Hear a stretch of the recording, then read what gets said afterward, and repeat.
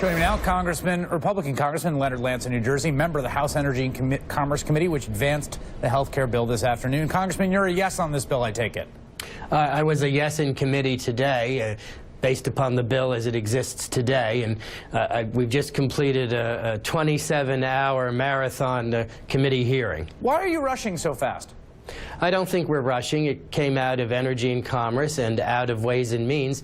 But now, Chris, it goes to the Budget Committee, and it has to go through the Budget Committee and then the Rules Committee. And then, of course, it's put on the floor, and whatever we do then goes to the Senate. Right. How many hearings, open hearings with witness testimony and the like, have you had on this bill?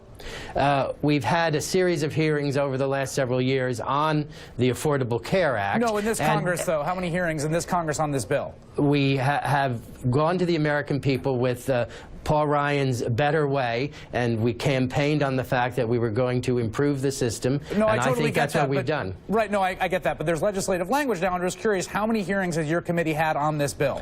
We had a 27-hour marathon session, and I think all of the issues were vetted, and I was very proud of the committee in our bipartisan capacity. The one that went through the night. But how many hearings with witnesses called to offer their expert testimony, whether that's doctors, people from the insurance industry, other folks, how many hearings has your committee had on this bill? We've had a series of hearings over the last several years on the issue, and we campaigned, Chris, on this matter over the course of the election cycle. In this Congress, I'm sorry, I don't want to belabor this, but in this Congress, is my understanding, in this Congress on this legislation, there have been 0 hearings, but for the 27-hour marathon markup that went through the night. Is that correct? And also the marathon in the Ways and Means Committee, and also the fact that we have explained our position, and it was completely transparent over the course of the 27 hours, and I thought it was an excellent discussion on both the Republican and the Democratic side. Congressman, you're talking about a fifth of the American economy. You're talking about maybe 15 million people losing health insurance, and you're saying that 27 hours going through the night is sufficient.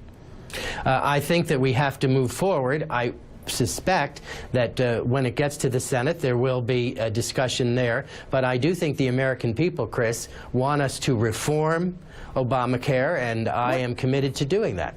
How many people in your district are on the exchanges? I would say roughly 5,000 or so, Chris.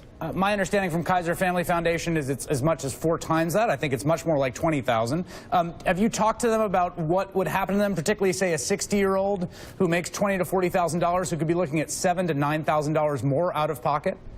Yes, I've had a series of town hall meetings, as I'm sure you are aware.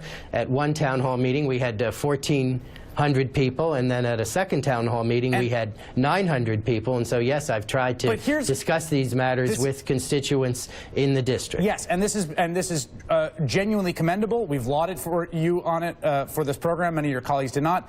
Those town halls happened before the bill legislation was introduced. Am I correct?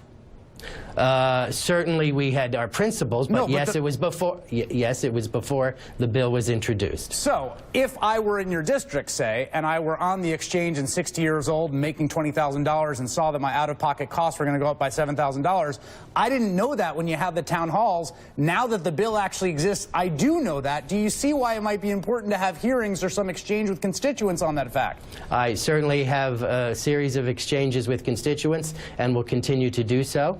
And I hope that we are improving the system, because the system needs improving. So many of my constituents have come into our offices in New Jersey indicating that it's unaffordable for them under their health care plans, and that their deductibles have increased dramatically, their co-pays have increased dramatically, and I think we can do a better job, and I think this is a step in the right direction. So is that the benchmark for you? Because it seems to me that I hear that problem identified by members of Congress across the aisle, right?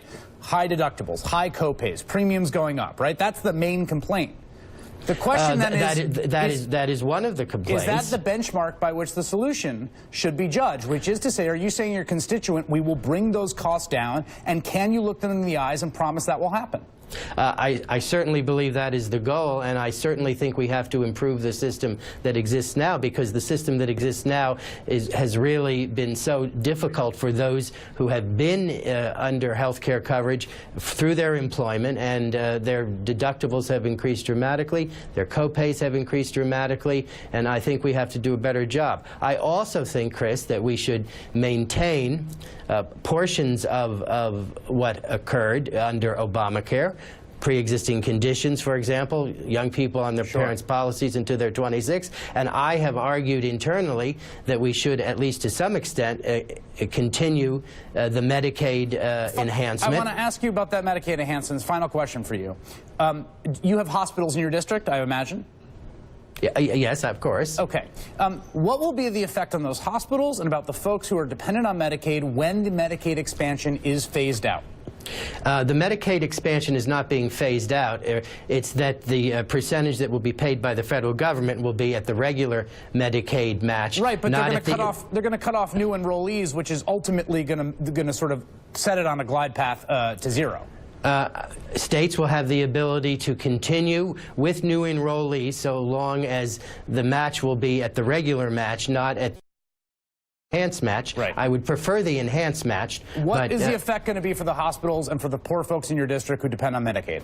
I think that they will be able to continue to have Medicaid, because I believe that New Jersey will continue the program. New Jersey is one of those states, of course, that expanded Medicaid, and I hope and expect that that will continue to be the case. And privately within my caucus, I have indicated that I think that there should be a continuation of Medicaid expansion, and that was contained in our bill today. That's quite a roll of the dice. Congressman Leonard Lance, I appreciate it as always. Thank you, sir.